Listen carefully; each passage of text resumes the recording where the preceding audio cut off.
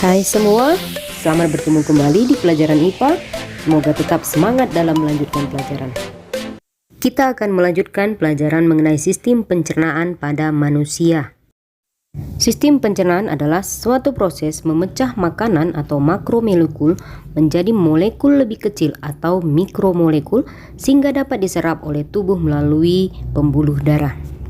Makanan merupakan sumber energi utama bagi makhluk hidup. Kita sudah pelajari bahwa makanan yang kita konsumsi tidak hanya sekedar mengenyangkan, tapi harus mengandung nutrisi yang diperlukan tubuh supaya setiap jaringan dan organ tubuh dapat berfungsi dengan normal. Adapun nutrisi yang diperlukan oleh tubuh antara lain karbohidrat, lemak, protein, vitamin, mineral, dan air. Makanan diproses dalam tubuh melalui 4 tahap, yaitu ingesti atau proses memasukkan makanan ke dalam mulut. Yang kedua, digesti atau pencernaan. Ketiga, absorpsi atau penyerapan.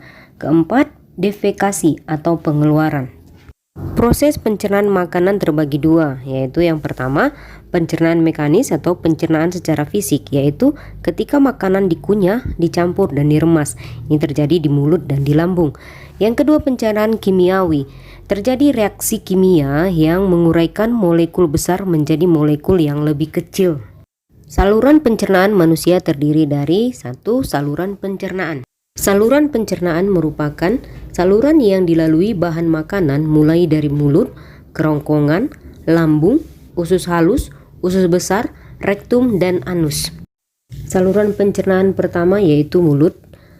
Mulut merupakan tahap pertama pada pencernaan, yaitu ingesti. Rongga mulut terdapat gigi, kelenjar liur atau saliva, dan lidah.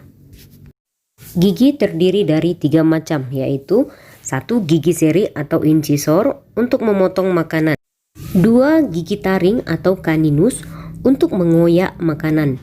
Ketiga, gigi geraham atau molar untuk mengunyah makanan. Pada anak-anak mempunyai seperangkat gigi susu yang jumlahnya 20 buah, yang terdiri dari 8 gigi seri, 4 gigi taring, dan 4 gigi geraham. Sedangkan pada yang dewasa, gigi susu diganti dengan gigi tetap dan ditambah 12 geraham belakang atau molar sehingga jumlahnya menjadi 32. Gigi dapat memotong dan mengunyah makanan sehingga disebut dengan pencernaan mekanis. Dalam mulut terdapat air liur atau saliva yang mengandung mukosa atau lendir, yaitu senyawa yang berfungsi sebagai antibakteri. Juga terdapat enzim amilase atau pitialin yang berfungsi memecah molekul amilum menjadi maltosa atau sering disebut dengan pencernaan kimiawi. Di dalam rongga mulut, lidah menempatkan makanan di antara gigi sehingga mudah dikunyah dan bercampur dengan air liur. Makanan kemudian menjadi lembek dan dibentuk bulat yang disebut bolus. Kemudian bolus dengan bantuan lidah didorong menuju faring. Saluran yang kedua adalah faring atau esofagus atau kerongkongan. Setelah melalui rongga mulut, makanan yang berbentuk bolus akan masuk ke dalam faring, yaitu saluran memanjang dari bagian belakang rongga mulut sampai ke permukaan kerongkongan. Pada pangkal faring terdapat katup pernapasan yang disebut epiglotis.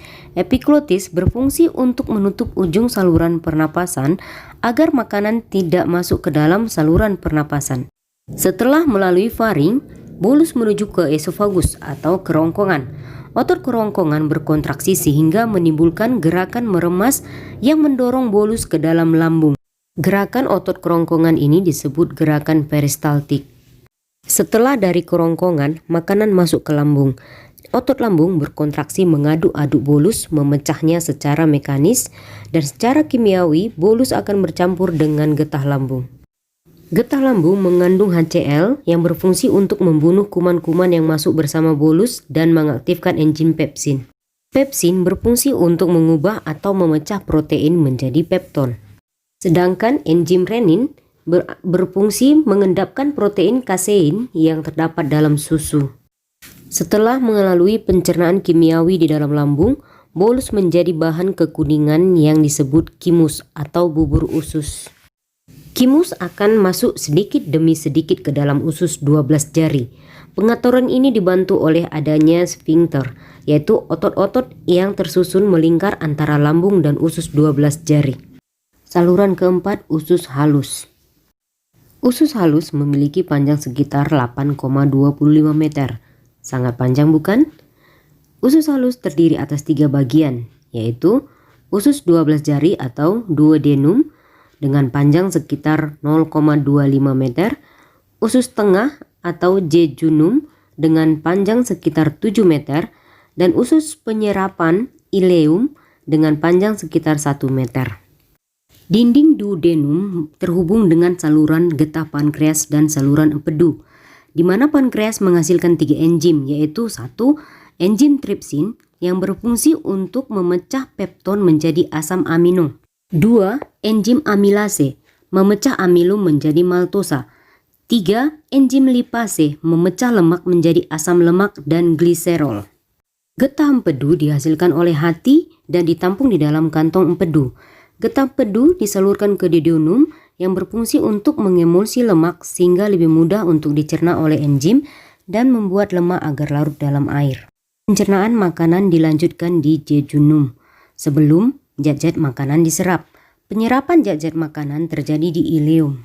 Pada dinding ileum atau usus halus terdapat jonjot usus halus atau villi. Pada setiap jonjot usus halus terdapat tonjolan kecil yang disebut mikrovilli. Setelah diserap oleh villi usus halus, glukosa, vitamin yang larut dalam air, asam amino, dan mineral akan masuk ke pembuluh darah kapiler. Sedangkan asam lemak, gliserol, dan vitamin yang larut dalam lemak akan dibawa oleh pembuluh getah bening dan akhirnya masuk ke dalam pembuluh darah kapiler. Plasma darah membawa zat-zat makanan dan mengedarkannya sampai ke sel-sel tubuh. Di dalam sel-sel tubuh, zat-zat makanan akan dioksidasi oleh oksigen yang dilepaskan oleh hemoglobin yang terdapat di dalam eritrosit, sehingga menghasilkan energi, karbon dioksida, dan uap air. Selanjutnya usus besar. Bahan makanan yang sudah melalui usus halus akhirnya masuk ke dalam usus besar. Usus besar atau kolon terdiri atas kolon ascendens atau kolon naik, kolon transversum atau kolon mendatar, kolon descendens atau kolon menurun, dan berakhir pada anus. Di antara usus halus dan usus besar terdapat usus buntu atau sekum. Pada ujung sekum terdapat tonjolan kecil yang disebut umbai cacing atau appendix yang berisi massa sel darah putih yang berperan dalam imunitas. Bahan makanan yang sampai pada usus besar dapat dikatakan sebagai zat-zat sisa yang berada dalam usus besar selama 1-4 hari. Zat sisa tersebut terdiri atas jumlah besar air dan bahan makanan yang tidak dapat dicerna, misalnya selulosa. Usus besar berfungsi mengatur kadar air pada sisa makanan. Di dalam usus besar terdapat banyak sekali bakteri Escherichia coli yang membantu membusukkan sisa-sisa makanan. Sisa makanan yang tidak terpakai oleh tubuh beserta gas-gas yang berbau disebut tinja atau feses. Sebelum dikeluarkan, feses ditampung di bagian ujung usus besar yang disebut rektum. Feses dikeluarkan dari tubuh melalui anus. Organ pencernaan tambahan. Terdapat 3 organ pencernaan tambahan, yaitu hati, kantung empedu, dan pankreas. Hati berperan dalam proses detoksifikasi. Ketika dalam darah terkandung beberapa zat yang berbahaya dan bersifat racun, maka hati akan menetralisir racun tersebut sehingga tidak berbahaya bagi tubuh. Hati juga berperan dalam menjaga keseimbangan kadar glukosa darah. Ketika kadar glukosa dalam darah rendah, hati akan melepaskan glukosa dengan cara memecah glikogen. Hati juga mengatur kadar kolesterol dalam darah. Kolesterol akan diubah menjadi asam kolik atau kolik acid yang berfungsi untuk mengemulsi lemak. Sel-sel hati mengeluarkan getah empedu. Kantung empedu. Kantung empedu merupakan organ yang berada di bawah hati. Kantung ini menyimpan getah empedu yang dihasilkan oleh hati, yang berwarna kuning kehijauan karena mengandung pigmen bilirubin. Bilirubin merupakan pigmen yang terbentuk dari pemecahan hemoglobin yang juga akan memberikan warna kuning pada feses. Getah empedu akan dikeluarkan ke usus halus dan berperan dalam mengemulsi lemak. Ketiga, pankreas. Pankreas merupakan organ yang berada di balik perut di belakang lambung. Getah pankreas mengandung sodium bikarbonat dan enzim-enzim pencernaan yang berperan dalam pemecahan karbohidrat, protein, dan lemak. Pankreas juga merupakan kelenjar endokrin yang menghasilkan hormon insulin. Hormon insulin ini berfungsi mengatur proses pengubahan glukosa dalam darah menjadi glikogen yang disimpan dalam hati. Adanya hormon insulin inilah yang mengontrol keseimbangan jumlah glukosa dalam darah. Gangguan pada sistem pencernaan dan upaya untuk mencegah atau menanggulanginya. Obesitas. Obesitas adalah suatu kondisi tubuh yang memiliki kandungan lemak berlebih sehingga dapat menimbulkan efek negatif pada kesehatan. Obesitas umumnya disebabkan karena konsumsi makanan yang berlebih dan kurangnya aktivitas tubuh. Obesitas juga disebabkan oleh keturunan melalui pewarisan gen atau akibat konsumsi obat tertentu. Upaya untuk mencegah atau menangani obesitas adalah dengan berolahraga dan mengatur pola makan yang sehat. Karies gigi. Karies gigi atau gigi berlubang merupakan kerusakan gigi akibat infeksi bakteri yang merusak lapisan gigi sehingga merusak struktur gigi. Bakteri pada mulut mengolah gula sehingga menghasilkan asam. Asam yang diproduksi selama metabolisme dalam mulut ini dapat merusak gigi. Penyebab karies gigi antara lain kurangnya menjaga kebersihan mulut, mengkonsumsi makanan-makanan yang manis seperti permen, minuman bersoda. Upaya pencegahan karies gigi antara lain menyikat gigi minimal 2 kali sehari, membersihkan gigi dengan larutan garam dan air hangat dapat membantu mengurangi plak gigi, serta pemeriksaan gigi secara teratur.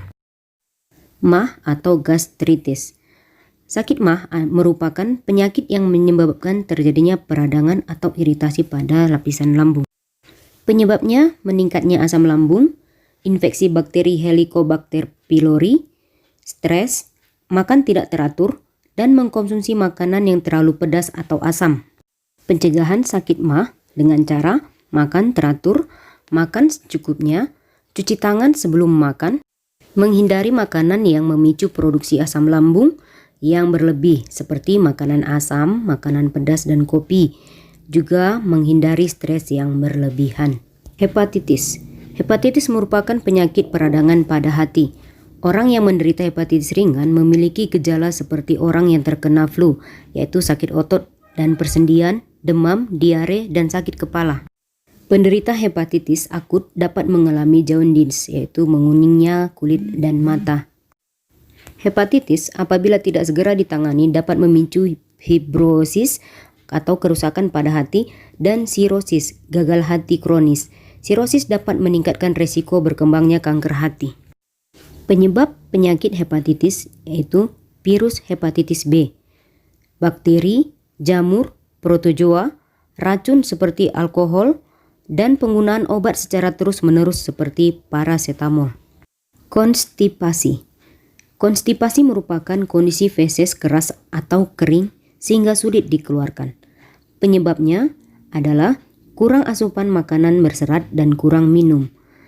Upaya pencegahan antara lain tidak sering menahan buang air besar, makan makanan yang berserat seperti sayur dan buah-buahan, hindari mengkonsumsi makanan yang tinggi lemak dan gula, dan minum cukup banyak air. Gejala kekurangan vitamin. Kekurangan vitamin pada tubuh disebut dengan avitaminosis. Berikut tabel gejala kekurangan vitamin.